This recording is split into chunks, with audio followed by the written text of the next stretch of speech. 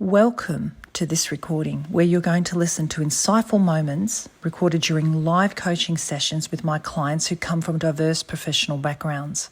And if you like what you hear today, please share it with your friends and colleagues. And remember to hit the subscribe button now and ensure that you never miss any other episode. Thank you. When we're negotiating, we are thinking of the other also. We want them to win. We want them to agree with us because that would be the best negotiation. We're not trying to take from them or become better off than them. I know that's how people usually do it, but it's really not fair. I don't think there's integrity in that because, and I know it's quite old-fashioned, bartering and all those kind of things. I don't even know if I'd do that anymore now after I've been studying, communication and negotiation. And it's like considering the others. How would I want to be treated? How can we agree together so that we're both walking away happy? We're both walking away with a balance of giving and taking. Whenever there's an imbalance of giving and taking, one person will feel resentful and the other person will feel authoritarian. Okay? So we have that submissive and that kind of person that is above the other and tries to rule. That's not balanced. I know our world works that way. Whoever's the loudest is heard more, and it does. It works like that, but we want the world to change. We all need to wake up and be more conscious about being more integrated, which means aware of the other, aware of them, and aware of me. I'm both important, my needs. I know my needs. I know my feelings. I know where my no is. I know where my yes is. And I'm also connected to the other person's no and yes. Their no and yes isn't less important than my no and yes. We can both coexist.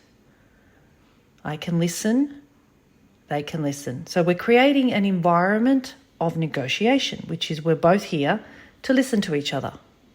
We can both be winners. We can both walk away satisfied that you've given and I've taken in a balanced way. So we never take more than what the other person can give by persuading them and manipulating them, because that's stealing. And neither do we give more than the other person can take. Sometimes, parents overgive to their children and then cause problems for them. They lose motivation. There's a lot of evidence around that when parents are overgiving because they think you've got to overgive. No, you don't overgive. You never overgive. You just give what the person can take and what they need. Same both ways. Because we're thinking of the balance. So that would be straightforward if you can create that environment and you come across that way. And then obviously you have to play with the other person too and see where they're coming from because they've probably never experienced that before. So you're going to kind of have to lean in, lean out, lean in, lean out and see how they operate. Because it is a dance. It is a walk that you're going on together. You're not walking ahead. You're not walking behind. And it's not just about you. It is about the other. Sometimes the other doesn't want to cooperate either. You never know.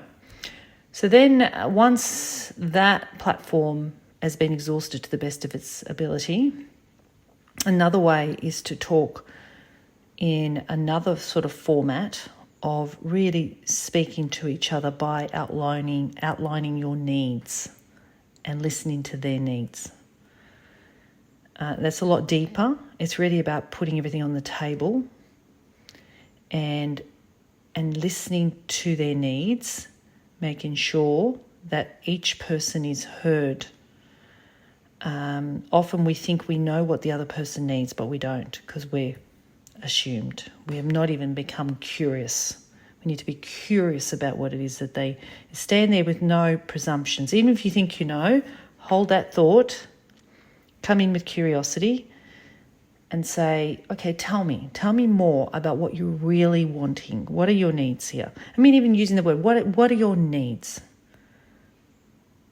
Okay, now there are three types of needs. They're known needs, unspoken needs, where people know they've got needs but they don't speak about them.